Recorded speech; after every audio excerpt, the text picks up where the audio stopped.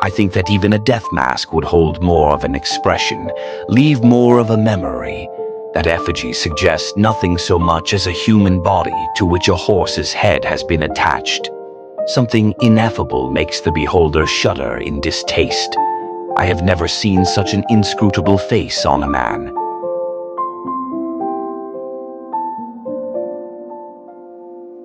From the very first sentence, Dazai pulls us into a confessional. Yozo Oba introduces himself as a man who has never been able to understand the human condition, confessing that he has spent his life pretending to be someone he is not.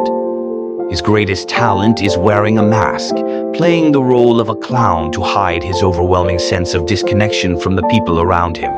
This theme of alienation and performative existence strikes a universal chord. How many of us have felt like imposters in our own lives? Yozo's ability to act cheerful while internally spiraling into despair is his coping mechanism. Yet, rather than grounding him, it becomes the very source of his undoing.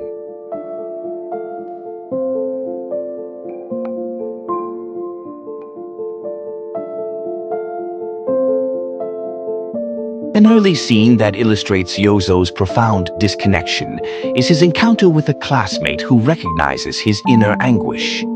Despite this moment of rare vulnerability, Yozo dismisses it, retreating further into his act of foolishness and self-deprecation. His laughter, a mask that conceals his torment, becomes an emblem of his inability to connect.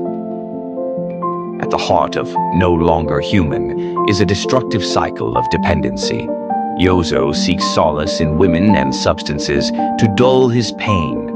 His relationships are not built on love or connection, but on the desperate need to escape his own thoughts. These women, in turn, become his enablers, an echo chamber of his own brokenness. One particularly telling example of this is his relationship with Tsuneko, a vulnerable bar hostess. He manipulates her emotions to feel a fleeting sense of companionship, ultimately dragging her into a failed suicide attempt.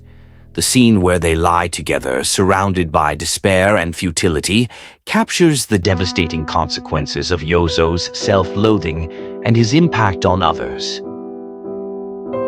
Dazai's own life mirrors Yozo's in chilling ways. The author's battles with addiction and multiple suicide attempts lend an autobiographical layer to this novel. Through Yozo, Dazai seems to ask, is there any redemption for those who feel fundamentally separate from humanity? And more chillingly, does the world even care to offer it?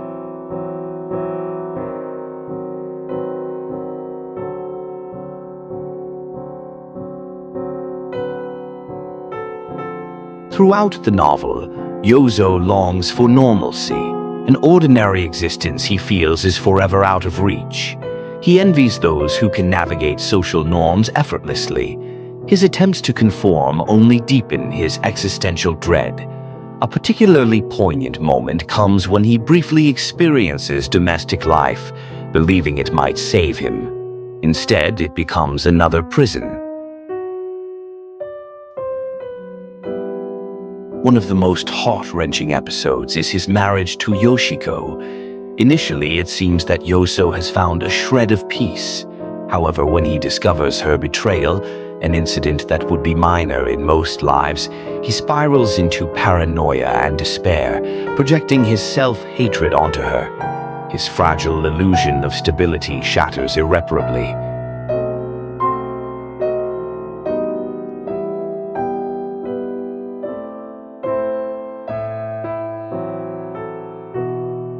No longer, human captures the suffocating weight of societal expectations.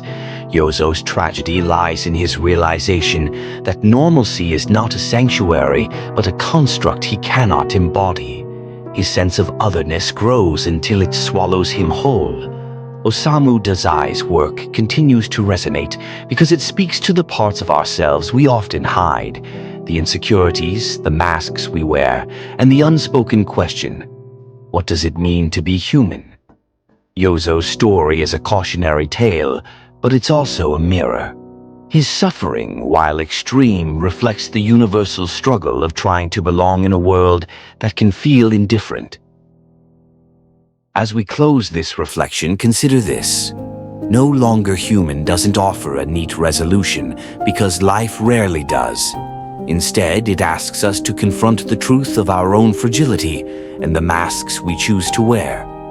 The question isn't whether Yozo Oba was ever truly human, but whether we are brave enough to admit the parts of ourselves that feel inhuman too.